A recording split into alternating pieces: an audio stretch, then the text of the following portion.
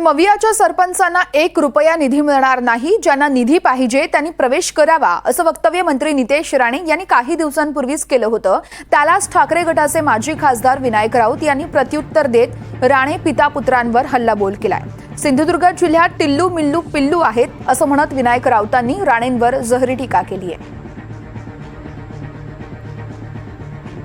सिंधुदुर्ग ते टिल्लू मिल्लू जिल्लू तिघे जण आलेले आहेत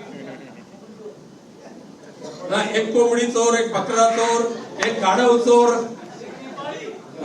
अशी त्यांची ती नाव आहेत। काय दुर्मी म्हणे तर सिंधुदुर्गाचा पालकमंत्री काय धमकी देतो म्हणे, जे जे ग्रामपंचायती आमच्या असतील त्यांनाच निधी, आणि युबीटीच्या हा त्याचं वाक्य आहे, युबीटीच्या ग्रामपंचायतीला एकही निधी देणं, एकही पैशाचा निधी मिळणार नाही। मी विचारलं तुमच्या बापजादाचा निधी आहे का तो?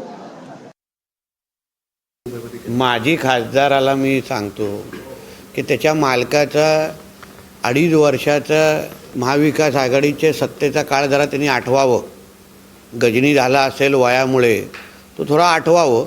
आणि तेव्हा तुझ्या मालकाने देवेंद्र फडणवीसजींनी चालू केलेल्या किती प्रकल्पाला स्थगिती दिली, विरोधी पक्षाच्या भारतीय जनता पक्षाच्या किती आमदारांना त्यांनी निधी दिली, तेव्हा उठून टाकायची भाषा तेव्हा तुम्हाला डोक्यात आली नाही। आता जेव्हा तेच औषध तुम्हाला पाजलं जात आहे म्हणून तुम्हाला कडू वाटतंय।